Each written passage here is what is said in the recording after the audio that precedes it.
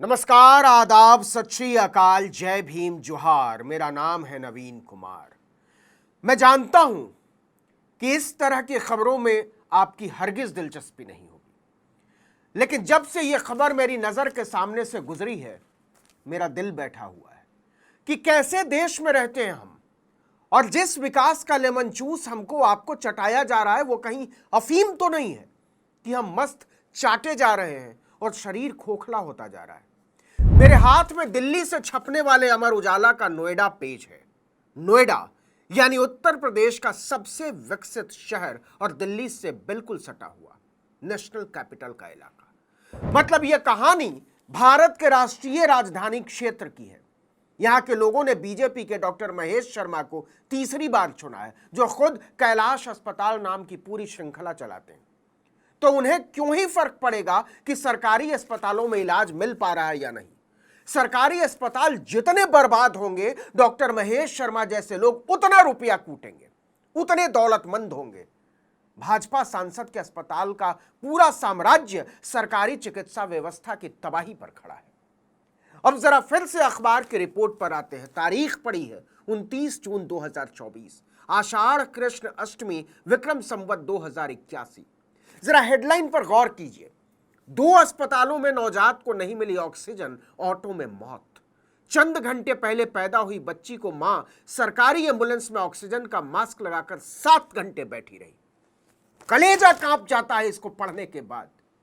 जरा सोचिए कि मां ने एक स्वस्थ बच्ची को जन्म दिया हो और कुछ घंटों के बाद उसे दफनाने की जगह ढूंढ रही हो, क्योंकि रईसी के मामले में ब्रिटेन और जर्मनी को पीछे छोड़ने जा रहा यह देश एक बच्चे के लिए चवन्नी के ऑक्सीजन का बंदोबस्त नहीं कर सकता। शर्म आनी चाहिए हमको और आपको, क्योंकि इस मुल्क के सुल्तान को और उत्तर प्रदेश के प्रधान को तो आने से रही, नरेंद्र मोदी की गला फाड़ भाषणबाजी का यह सच हिला देने वाला है। इस कहानी से गुजरना इसलिए भी जरूरी है बाबू कि प्रधानमंत्री आयुष्मान योजना नाम का जो झुंझुना आपको थमाया गया है, उसका सच क्या है। क्या वो वाकई जरूरतमंदों तक पहुंचा भी है, और अगर पहुंचा है तो क्या यह इलाज की गारंटी भी देता है। अब सुनिए पूरी कहानी। छपरौला गांव में रहने वाले इरफान ऑटो चलाकर परिवार का गुजारा करते हैं। 28 जून की सुबह उन्हें बादलपुर सरकारी हेल्थ सेंटर में बेटी हुई। परिवार खुशियों में डूब गया, लेकिन यह सुनकर दिल बैठ गया कि उसे फौरन वेंटिलेटर वाले बेड की जरूरत है, ऑक्सीजन की जरूरत है। स्वास्थ्य केंद्र में वेंटिलेटर वाले बेड नहीं थे। यहां से इरफान और रुखसाना की दौड़ शुरू हुई। एक दिन के नवजात बल्कि कुछ घंटे के नवजात बच्ची की जान बचाने के लिए माता पिता उत्तर प्रदेश के सबसे विकसित शहर के 2 सबसे बड़े सरकारी अस्पतालों में वेंटिलेटर बेड के लिए 7 घंटों तक चक्कर काटते रहे, लेकिन बेड नसीब नहीं हुआ। जान बचाने के लिए मां एम्बुलेंस के अंदर ही बच्ची को ऑक्सीजन मास्क लगाकर बैठी रही 7 घंटे। सबसे पहले वो जिम्स यानी government institute of medical sciences पहुंची, ग्रेटर नोएडा, लेकिन जिम्स ने बेड की कमी का हवाला देते हुए एक दिन की बच्ची को चाइल्ड पीजीआई ले जाने को कहा। हमारे पास बेड नहीं। इरफान और रुखसाना वहां से 30 किलोमीटर दूर बच्ची को लेकर चाइल्ड पीजीआई नोएडा पहुंचे, लेकिन जब वो काउंटर पर पहुंचे तो उनके पैरों तले की जमीन खिसक गई। चाइल्ड पीजीआई ने कहा कि इलाज में 20,000 रुपए का खर्चा आएगा। इरफान और रुखसाना की इतनी हैसियत नहीं थी। आपको फिर से बता दें कि चाइल्ड पीजीआई एक सरकारी अस्पताल है। पिता के पास बच्ची को भर्ती करने तक के पैसे नहीं थे। मजबूरी में उन्होंने सोचा कि बच्ची को दोबारा से स्वास्थ्य केंद्र लेकर चलते हैं बादलपुर, वहीं हाथ पैर जोड़ेंगे, कुछ तो करेंगे डॉक्टर। लेकिन हद तब हो गई जब स्वास्थ्य केंद्र ले जाने के लिए एम्बुलेंस तक मुहैया कराने से अस्पताल ने इनकार कर दिया। जिस एम्बुलेंस से वो आए थे वो अस्पताल छोड़ने के बाद जा चुका था। इसकी वजह भी बताएंगे। मजबूरी में माँ बाप ऑटो से ही एक दिन की बच्ची को लेकर निकल पड़े, लेकिन शाम करीब 5 बजे रास्ते में ही लाल कुआं के पास बच्ची की जान चली गई, सांस टूट गई। इरफान ने बताया कि वो पत्नी रुखसाना को लेबर पेन होने पर सुबह बादलपुर के स्वास्थ्य केंद्र लेकर गए थे। सुबह 10 बजे रुखसाना ने एक सुंदर सी बेटी को जन्म दिया, लेकिन डॉक्टरों का माथा तब ठनका जब उन्होंने गौर किया कि बच्ची पैदा होने के बाद रोई ही नहीं है, उसे सांस लेने में भी दिक्कत हो रही थी। ऐसे में डॉक्टरों ने इरफान से फौरन जिम्स ले जाने को कहा, सरकारी अस्पताल। इरफान दौड़ते भागते जिम्स पहुंचे, लेकिन रिपोर्ट के मुताबिक डॉक्टरों ने कहा कि बेड ही नहीं है हमारे पास, हम भर्ती नहीं कर सकते। आप समझ रहे हैं कि ये एक आपातकालीन स्थिति थी और भर्ती करने से इनकार करना बच्ची के लिए खतरे से खाली नहीं था। इरफान का कहना है कि डॉक्टरों ने अभद्रता भी की।